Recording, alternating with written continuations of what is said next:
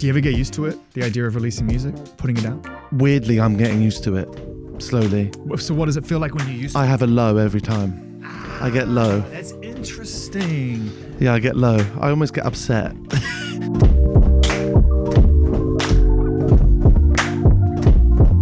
Is it kind of a melancholy that you would feel at the end of a holiday, or is it more like a thing that you're sort of concerned about because you're not quite sure how people are going to perceive I'm you? going to sound like a drama queen, but it's like a death in a way. Yeah. Because Yeah. they're mine, Yeah. and they belong to me, and I sit with them and I love them, and imagine how people would listen to them, or if people would enjoy them. And then you put it out there and it doesn't belong to you anymore. Well, And people take it, and people are rude. Those who know you and love you and true fans have seen your metamorphosis, but those who are rediscovering your music because you're making incredible music are like, who is this person compared to that person? There are some people waking up to you again. Complete.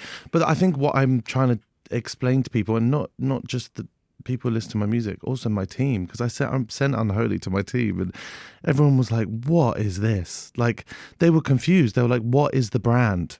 Like, what are you trying to do here? Like, because this is not Stay With Me, this is not this is not that. Everyone's trying to make sense of it. I hope you turned around and said, good question. What is the brand? Well, I said, I'm the brand. Yes. That's what I said. I'm the brand.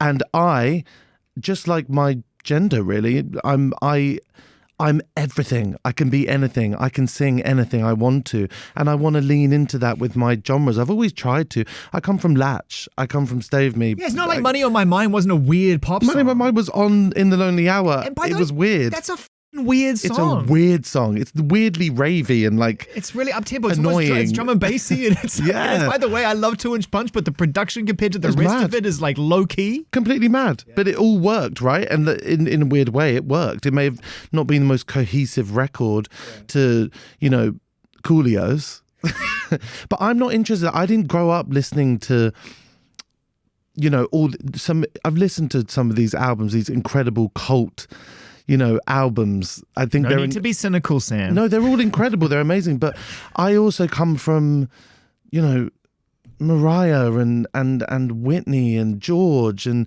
all these people who would genre hop. And also Rihanna and Beyonce. If you listen to Rihanna's first records, there was all different genres compiled together in these beautiful ways. Someone asked me the other day, what's Rihanna's new album going to sound like? And I said, well, she's done everything, so it could be anything. Completely. And I love that. I love to be. This is where my Madonna jumps out. Like, I've always wanted to be an artist that changes it up every single time. Yeah, that's the dream. Yeah, I want to bring out like my opera album when I'm 40, and then I want to work really hard for the next 4 or 5 years, and then I want to like travel around the world. No planes, no tour. No performances, no like working. Actual focused travel. Yeah, I mean, I'll write music by myself, but I want to just trains, cars, walking. I want to see every inch of the planet for like a year, like a student. Michael Stipe told me this thing once where I said to him, how'd you write lyrics on this album? And he went, well, I just got some overnight things and put it on a backpack, and I went to the airport and I looked up at the departure board and I said, that looks fun. And I went to the desk and they had a seat, and I bought the seat and I flew there. And I stayed there for 3 days, and I sat in cafes and I just drank a glass of this and I ate a bit of that. And then I was like, went to the airport with no fixed destination, looked up at the board and went, oh, maybe I'll go there. And I just traveled there. Oh, it's beautiful. That's Isn't that beautiful. amazing? Yeah. That's kind of what he was talking about. Oh, totally. That's my vibe. But I love that. I want to get lost. Like, I love the feeling of being lost. Would you do it on your own? Would you go with people? Depends. Depends if I had a lover at the time. Yeah. I've also got my beautiful friends that I love that I'd be down to come with. Yeah. I'd love it. I don't know how I feel about hostels, but No, I mean, I don't think anyone's expecting a certain sort of level of travel for you. I mean, we're hoping that it's... I need to give it a full go. I just hate rats. Yeah. I'm not doing rats. If I see a rat, I'm fucking out there. I don't think you're turning right on the plane. Oh, my God. I'm just putting that out there. I mean, if I have kids, I'm going to. Yeah, I mean, that's like 4X. Yeah. But I'm just saying, if you're on your own, I think you're going left. Yeah, I mean, I hate planes, so no planes. It would all be trains and cars. How would you cross the ocean? On a boat. On a boat? Yeah, 100%. On a boat? Yeah. You'd rather go like through that ocean when it's rough than in that turbulence. I did a 6-hour drive to Vegas 2 days ago. Yeah. There, 6 hours there, 6 hours back. Yeah. Instead of getting on the plane. I hate planes. Do you love to drive? Love to drive. Music, service stations, love a service The station. whole vibe. Yeah, I love it. So that's your plan, but kids are definitely a part of it. Yeah, of course. Yeah, once I've done all the traveling, I'd love to do that. Yeah. With someone you love, ideally, right? Oh, it'd be beautiful. Yeah, Yeah. but I can also do it alone. Of course, that's what I mean. There's multiple pathways. You really let go on this music, and we hatched a plan before we started this conversation. We were like, okay, do we do it all in this go, or do we like have a really cool conversation somewhere really fun that we can like have a glass of wine and stretch out and make it a lifestyle choice? Let's do both. So we decided to do that, obviously, which means that this one is the amuse-bouche for the main course, which comes later on. But that doesn't mean we can't touch on music. So I kind of want to know, without going into the details you can't share at this point, you know, what your overarching feeling is about this new record. If your first album was that debut album that unveiled itself to you, that allowed you to present your voice to the world, and we responded in kind. And then the albums that have followed, the second album was like, okay, I am extending myself deeper into this world. Big songs, big collaborations, big moments. We talked about that. The last album to me was a break free. Yes. Yeah. A pull it all apart moment. Yeah. What is this? Last time was for me was almost like DIY. Yeah. It was like not. I didn't have the energy. Yeah. To go in like I did on this record. But I kind of lead into that. I don't mind people seeing part of the process or things that maybe felt a little unfinished at times, you know. So who do you hear when you listen back to that album? Not what, but who do you hear? Someone mid-transition. Transition from what to what? Growing up. Like it was a proper growing up. So what were you letting go of? Letting go of this Sam Smith artist Yeah. that was me. Yeah. But was also only allowed to talk about certain things. We talked about this. We on couldn't that album. broach sex. Yes, it was true. I couldn't really broach sex, and that's not down to. And it is down to my whole team as well as me. But it was me too. You know, I was scared, and I was scared to talk about it because if I showed people my sex, everyone would say it was gross. Which is so funny because knowing you personally, you know, having become friends with you, and my wife loves you. We've hung out, we've had dinners, we've danced, we've socialized. You are an unfiltered, sexual, funny, charming, sociable, honest human. Always has been. One of the most fun people in the world to spend any time that you can with. Sam, I'm telling you, go hang out with them. But then you get to this point where the identity that's presented to the wider world. Well, doing that on stage is scary. Yeah. That's really scary to do that. To do that on stage in a world where queer people aren't really celebrated as they should be still. You know, it's a scary thing to do. So it took guts, and it still takes guts. God, it's funny, isn't it? The marketing materials say that the LGBTQ revolution is here. Yeah, but the reality is, it is here, and and everything is moving forward in a wonderful way. But there is realities that are quite hard to swallow. Like when it comes to the stats of the countries where it's still illegal, and it is hard. It's still hard to be queer. There's still backlash. I still get things said to me on the street, even now. If you like, the weirdest thing is you can be famous, right? You can be a pop star and you still get it. Because I thought I'd become a pop star and I'd never get a bad word said to me ever again. I'd never have homophobia. I'd never experience it if I became a star, and then it happens and it's still there. It's still there. So yeah, it just takes bravery. It really does. If you take a look at the icons that you've mentioned, some of which are queer, some of which are straight, it doesn't really matter, but many of them, if they live to tell the tale, and most notably the ones who did not, made it really clear that what you just said. Yeah. That actually with that level of fame and attention comes even more scrutiny. And at times you are considered to be responsible for things people don't understand and or at worst dislike. Yes, yeah. And I think you're made to be... you have to talk about your queerness immediately. I think if you become well known and you're queer, we don't have that privilege sometimes of just being able to talk about the music, or the acting, or the sport. Yeah, you know. Yeah. You can't just talk about that. You have to talk about it all. And that's I've stepped into that because I've now realized how powerful that is. Because you're on the front line of the revolution. Exactly. Oh my God. And you can, there's kids out there that need this. They need us to talk about it, you know. Yeah, for sure. But when you're thrust into it, it's hard. So how do you find a safe place in the studio? I mean, you pick your collaborators really well, OVs, but no, but you don't sit still either. You know, you are searching for new, fresh perspective on your art. You've worked with some people on this new project that are unique. I know on Unholy, you know, working with Blake Slatkin and working with Omar Fedi and Circuit. This is a real crew, and Jimmy's there to keep you grounded. He's your. I mean, is he kind of your life partner now in many respects, in terms of the longest person you've probably had a relationship of that nature with? And it is a relationship, let me tell you. It's wild. Yeah. It really is a relationship, but it's beautiful how we've grown. He's really let me blossom as well. And he's so good at what he does, and we still second guess each other on things. It's beautiful.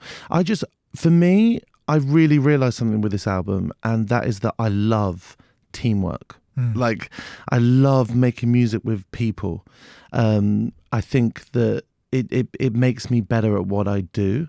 Like being in that room with Blake and Jimmy and those people, and it's like this war to get to this good place with the music, and I enjoy that. I like seeing people in battle because you start to study their techniques a little bit. Can you give us a little bit more before we get into, because the album will unveil itself over time, and I'm sure by the time this conversation comes out, you will have probably either put more music out, because we're a little way away from the record coming out, so we can dive into all the themes in deeper detail. But who are some of the other people that you work with on the record? I've worked with incredible people. Jesse Reyes is part of quite a few songs. Calvin, I worked with Calvin on it. I worked with... oh wow, so Calvin did that track. I'm Not Here to Make Friends. Yeah. Amazing. And what about the one Lose You? That was me, Blake on my Ilya, Jimmy. Slick. Max. Max Martin? Yeah. Wow. Yeah. What's he like? Sensational. Yeah. Yeah. What can you tell us? What can you tell us about the mythical man of mystery, the prince of pop? Oh, just truly a servant of music. Like his whole life is to serve music. If there was a God, music is his God, right? That's how I feel when I chat to him. Wow. And it's the ego. There's, of course, everyone has ego, but he can put it aside. And a lot of, like Ilya, who works with us and with Max, he's sensational at that too. Yeah. It's like the music is the leader at all times, and you're never going to work out the code. Some people treat it like it's a science that you can work out. You can't. And because you lose the soul if you think you worked it out. I think it's the opposite. I think you have to give yourself into the complete and utter unknown factors of the moment. And you never know what you're going to get. If you'd shown up in a different kind of space on the day you wrote Unholy, it wouldn't have existed the way it existed. It's like it's about as close to the present when you really give into it as you can get, I think. Yeah, oh, totally. It's like meditation, really, at the end of the day. What's your relationship like with modern music, especially when you're in your process? Because I know that you're a fan of music, but can you walk that line whilst you're also charting your own path, or do you have to just leave that alone and focus on your own? Oh, totally. I still love music, but I've always, with music, it's weird. I never go out and find it. I let it come to me. So whether it's you hear something in the street or someone randomly playing it in the car, you know, Shazam's like my best friend in that sense. You know, I love Shazam. Me too. Because what was your last Shazam? Oh gosh, I'll tell you mine. Should we find out? Yeah, where's mine? My last Shazam was Bob Welch, Enemy Eyes. I don't even know what it sounds like. Mine was, I'm obsessed with this artist right now. It's Shy Girl. Oh, Shy Girl's ridiculous. What did you Shazam, Nike? Cleo. I only just heard Cleo. Cleo's crazy. I'm so late to the party. But like, I'm obsessed with Nike too. Nike's amazing. I amazing. just love Shy Girl. Yeah. Out of control. Yeah. It's like I would love to work with Shy Girl. Who do you think in your mind that makes music or makes art is someone that kind of takes the right steps, that paves a way for you to do it the way you want to do it? I always reference Robin. I think Robin's amazing. Robin just takes her time. Such a good shout. And she said that to me once. I don't know if she'd ever remember. She met me when I was 20 years old. And I was sitting in Germany in a canteen.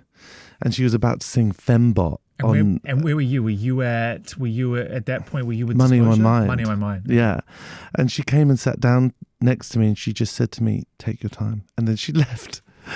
It was like an angel coming and just giving me some really beautiful advice. But I remember at the time being like, I'm not going to take my time. I haven't got the time. I need to bring out music. And I've only just realized what she meant. Go to hell, Pop Pixie, with your small and impactful statements.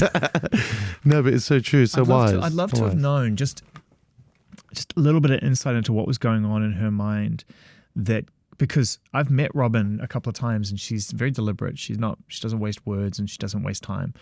But what inspired her to want to come over and share that with you? She must have seen something in that moment that you wouldn't have even been aware of, just in the way you were carrying yourself or something like that. I mean, I was young and it was blowing up and it was just so fast paced. And I think you need someone to always remind you that you are in control. You can stop when you want to stop.